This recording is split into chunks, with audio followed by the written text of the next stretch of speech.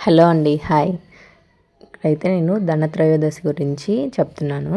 ధనత్రయోదశి రోజు మనకి అక్టోబర్ 18 ధనత్రయోదశి వచ్చింది. అందరూ ఇంట్లో ధనలక్ష్మి పూజను నిర్వహించాలి. అలాగే యమదీపం పెట్టుకోవడం వల్ల మనకి మంచి జరుగుతుందని పురాణాల్లో చెప్తున్నారు. ధనత్రయోదశి ఎప్పుడు జరుపుకోవాలి, యమదీపం ఎప్పుడు పెట్టుకోవాలి అనేది అయితే నేను చెప్తాను. మనకి పురాణాల ప్రకారం దీపావళికి ముందు వచ్చే త్రయోదశిని ధన్రాస్ లేదా ధనత్రయోదశి అని పిలుస్తారు. హిందూ పురాణాల్లో చంద్రమానాన్ని అనుసరించి ఆశ్వయుజ మాసంలోని శుక్లపక్ష త్రయోదశికి ధనత్రయోదశి అని పేరు వచ్చింది. ధనత్రయోదశి రోజు మనం పూజ ఎందుకు చేసుకోవాలి అనేది చెప్తాను. పరిపూర్ణ ఆయువు కోసం యమధర్మరాజును ధనత్రయోదశి నాడు పూజిస్తారు. ఈరోజు సూర్యాస్తమయ సమయంలో ఇంటి ప్రధాన ద్వారానికి ఇరువైపులా మట్టి ప్రమిదల్లో నువ్వుల నూనెను పోసి దీపాన్ని వెలిగిస్తారు. వీటిని యమదీపాలుగా పేర్కొంటారు. యముడు దక్షిణ దిక్కుకు అధిపతి కాబట్టి ఇంటి ఆవరణలో దక్షిణం వైపున ధాన్యపు రాశి మీద దీపాన్ని వెలిగిస్తారు. ఈ యమదీపం వల్ల సమవర్తి అయిన యముడు శాంతి చెంది అకాల మృత్యువును దరి చేరనీయడని ప్రతీతి. పురాణాల్లోని ఒక కథ దీని గురించి తెలియజేస్తుంది. హిమ అనే రాజు కుమారుడు వివాహమైన 4వ రోజు మరణిస్తాడని అతడికి జాతకంలో ఉంది.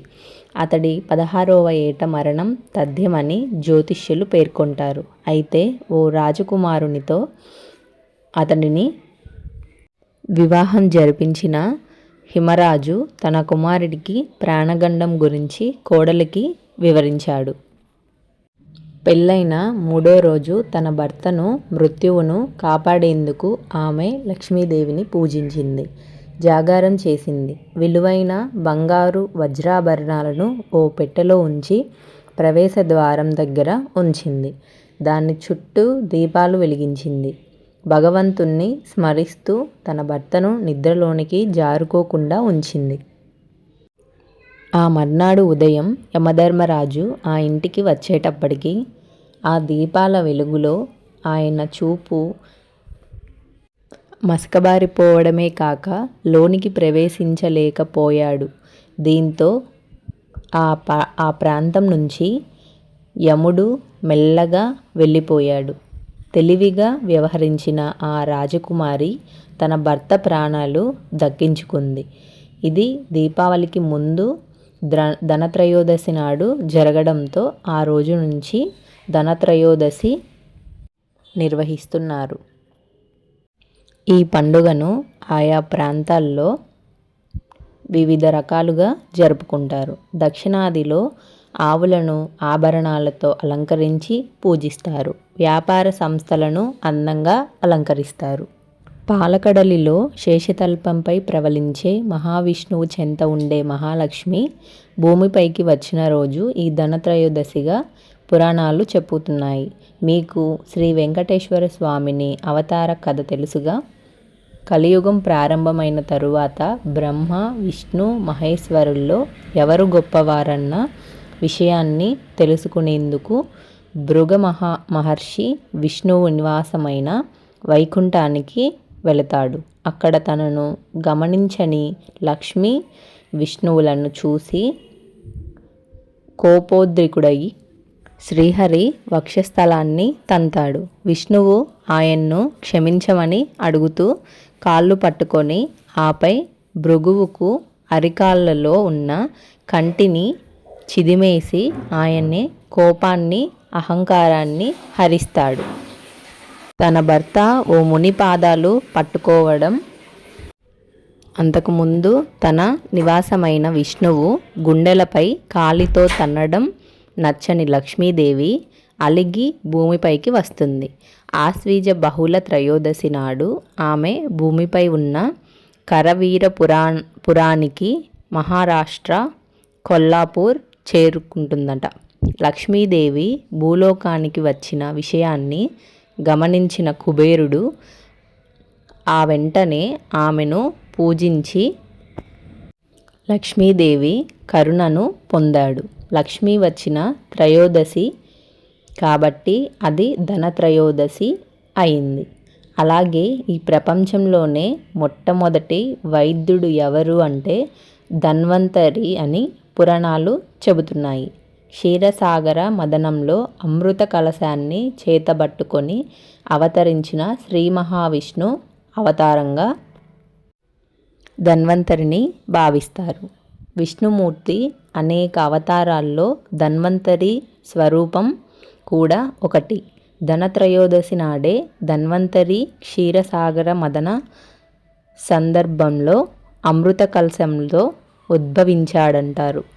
ఆరోగ్యంగా జీవించడానికి ఉపయుక్తమైన ఆయుర్వేదాన్ని ధన్వంతరిని అధిపతిగా నియమించాడని చెబుతారు. ధన్వంతరి పుట్టుకరోజు కూడా ధనత్రయోదశిగా భావిస్తారు. ధనత్రయోదశి ఉత్తర భారతదేశంలోని కొన్ని ప్రాంతాల్లో, వారణాసిలో, తమిళనాడులోని శ్రీరంగంలో, కేరళలోని అష్ట ధన్వంతరి ఆలయాల్లో ధన్వంతరిని ధనత్రయోదశి నాడు విశేషంగా ఆరాధిస్తారు. ఈ వీడియో స్కిప్ చేయకుండా చూడండి, మీకు పూర్తిగా అర్థమవుతుంది ఎలా పెట్టాలి, ఏంటి, ఎందుకు మనం ధనత్రయోదశి జరుపుకుంటామని. ఈ వీడియో నచ్చితే లైక్ చేయండి, షేర్ చేయండి, సబ్స్క్రైబ్ చేయండి. ధనత్రయోదశి పూజా ముహూర్తం సాయంత్రం 7:16 నుండి 8:20 వరకు వచ్చింది. లక్ష్మీ కుబేరుడు ధన్వంతరి పూజలు చేయడం వల్ల సంపద, ఆరోగ్యం, శ్రేయస్సు లభిస్తాయని నమ్ముతారు. ధనత్రయోదశి యొక్క ప్రాముఖ్యత ఈ పండుగ 5 రోజుల దీపావళి వేడుకల్లో మొదటిది. కొత్త పాత్రలు, బంగారం లేదా వెండి కొనడం శుభప్రదంగా భావిస్తారు. యమదీపం వెలిగించే సమయం సాయంత్రం 5:44 నుండి రాత్రి 8:40 వరకు. సాయంత్రం ప్రదోష సమయంలో ఈ దీపారాధన చేసుకోవాలి. అయితే అదే రోజున కొన్ని వస్తువులను కొనడం అపశకునమని పురాణాల్లో చెబుతున్నారు. దూరంగా ఉంచాలని అదే రోజున కొన్ని వస్తువులను కొనడం అపశకునమని, దూరంగా ఉంచాలని సూచిస్తున్నారు. ముఖ్యంగా ఇనుముతో తయారైన వస్తువులను, గాజు, స్టీలు పాత్రలు, సూదులు, కత్తులు, కత్తెరలు వంటి పదునైన వస్తువులు, నూనె, అలాగే నల్ల రంగు దుస్తులు లేదా వస్తువులు కొనకూడదని చెబుతున్నారు. ఈ సూచనలు అనుసరించడం ద్వారా శుభ ఫలితాలు లభిస్తాయని నమ్మకం ఉంది. మనం ఈ వీడియోలో చాలా ఇంపార్టెంట్ విషయాలు అయితే తెలుసుకున్నాం కదా. ఈ వీడియో నచ్చితే లైక్ చేయండి, షేర్ చేయండి, సబ్స్క్రైబ్ చేయండి. Thank you for watching this video.